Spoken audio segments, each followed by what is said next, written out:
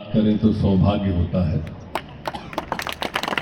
हम संत के पास चल के जाएं तो परम भाग्य होता है, और संत हमारे बीच में आ जाएं तो महाभाग्य होता है, और इतने पर भी हम नहीं समझें तो ये दुर्भाग्य होता है। संत महंत दोनों साइड विराजमान हैं, बीच में महाराजा सिंधिया जी विराजमान हैं।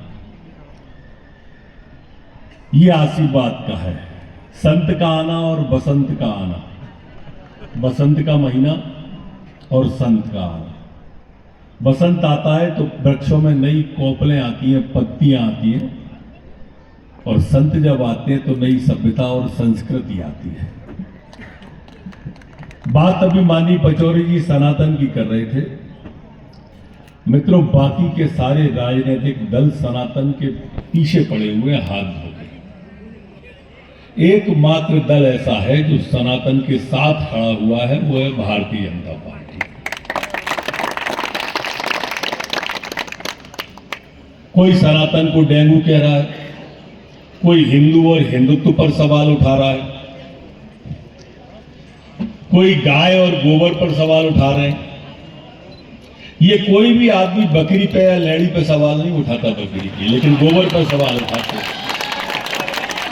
आप इनकी मानसिकता को समझें। बगल में एक चुनाव लड़ रहे हैं प्रत्याशी दिग्विजय सिंह जी।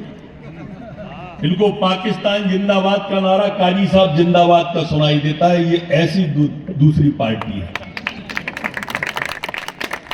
ये दूसरी पार्टी के लोग ऐसे हैं जो सनातन के विरोधी हैं, और जिस पार्टी से महाराजा सिंधिया खड़े हुए हैं वो पार्टी राम मंदिर का निर्माण करती है, हम सबकी आस्था का निर्माण।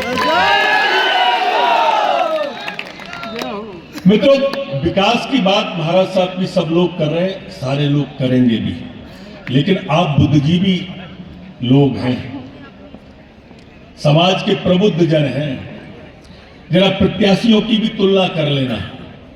विकास तो एक तरफ है, लेकिन अगर कोई आपदा विपत्ति आती है, दिल्ली की आए, भोपाल की आए, ग्वालियर की आए, शिवपुरी की आए, तो आपसे आत्मा से जुड़ा हुआ व्यक्ति कौन है, आप ये सोचना। ये व्यक्ति सिर्फ उसी के लिए आए हैं जो कांग्रेस पार्टी के आए हैं। आप विचार करना, आपके काम कौन आ सकता है, काम चाहे छोटा हो चाहे बड़ा हो, और उनका लगाव कितना सा। एक छोटी सी वाकया आपको सुनाता हूं, क्योंकि बहुत कम समय महाराज साहब को बोलना है। जब चुनाव समिति की बैठक हो रही थी, तो चुनाव समिति की बैठक में आप सब जानते हैं ग्वालियर वाले पूरी कोशिश कर रहे थे कि महाराज ग्वालियर आ जाए, मुरैना वाले पूरी कोशिश कर रहे थे मुरैना आ जाए, भोपाल वाले पूरी कोशिश कर रहे थे भोपाल आ जाए, और मालवा अंचल से भी महाराज की मांग बहुत तेजी से उड़ रही थी। इसी में उआ पो में पूरी चुनाव समिति आपस में लगी हुई थी। तो किसी ने कहा कि महाराज बैठे, उनसे ही क्यों नहीं पूछ लेते आप। और महाराज से पूछा गया तो उन्होंने कहा कि मेरे शिवपुरी गुना अशोकनगर में प्राण बसते हैं, मैं किसी कीमत पे भी अपने प्राणों से दूर नहीं हो सकता, और मैं वहीं से लड़ूंगा। आप अंदाज करें, जिस व्यक्ति की नेशनल स्तर पर मांग हो, वो आपसे कितना टची होंगे, कितना जुड़े होंगे। 3 पीढ़ियों से आपका रिश्ता है। अगर कोई छोटी मोटी बात करे तो ये बात विचार मन में लेके सदैव आना कि सामने वाला जो भी व्यक्ति होगा वो गुना अशोकनगर शिवपुरी का भला बिल्कुल नहीं सोच सकता। अगर उसको एक वोट भी जाएगा तो उसके व्यक्तिगत और परिवार के भले के लिए जाएगा, और महाराज को गया हुआ वोट आपका सनातन संस्कृति को जाएगा, शिवपुरी के विकास को जाएगा। यहां पर आप कमल का बटन दबाएंगे, वो आतंकवाद के खिलाफ गया बटन होगा।